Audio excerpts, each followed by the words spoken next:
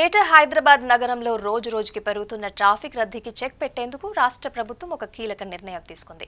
నగర నడి ఒడ్డున సైబరాబాద్ను అనుసంధానించేలాగా ఐటీ ఉద్యోగుల ట్రాఫిక్ చిక్కులకి చెక్ పెట్టేలాగా ఒక కొత్త ఎక్స్‌ప్రెస్ వేని నిర్మించాలని ప్రణాళికలను రచిస్తోంది. ఈ మార్గం ద్వారా ఔటర్ రింగ్ రోడ్డుకి వేగంగా చేరుకునేందుకు కూడా వీలు కలుగుతుంది. సర్కార్ ఆదేశాల మేరకు హైదరాబాద్ మహానగర అభివృద్ధి సంస్థ హెచ్ఎండిఏ ఈ ప్రాజెక్టు సాధ్యాసాధ్యాల మీద పరిశీలన చేపట్టారు.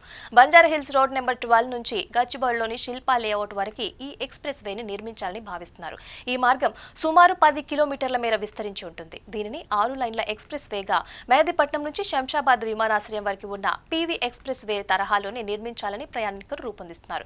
ఇక పెరుగుతున్న జనాభా, వాహనాల రద్దీ కారణంగా ముఖ్యంగా ఐటీ కారిడార్ నుంచి నగరం మధ్యలోకి వచ్చే మార్గాలలో ట్రాఫిక్ సమస్య తీవ్రంగా మారింది.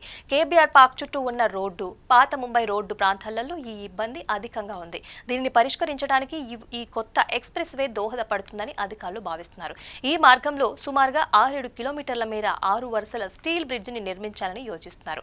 అవసరమైన ప్రాంతాలలో అండర్ పాస్లని నిర్మించి వాహనాలు ట్రాఫిక్ ఆటంకాలు లేకుండా వేగంగా వెళ్లేలాగా ఈ ఎక్స్‌ప్రెస్ వేని రూపొందించనున్నారు. ఇక బంజారాహిల్స్ రోడ్ నెంబర్ 12 నుంచి ప్రారంభమై ఫిలిం నగర్, జస్టిస్ కాలనీ, దుర్గం చెరువు, టీ హబ్, గచ్చిబౌలి చౌరస్తా మీదుగా శిల్పా లేఅవుట్ సమీపంలోని ఫ్లైఓవర్ వరకు ఈ మార్గం కొనసాగుతుంది.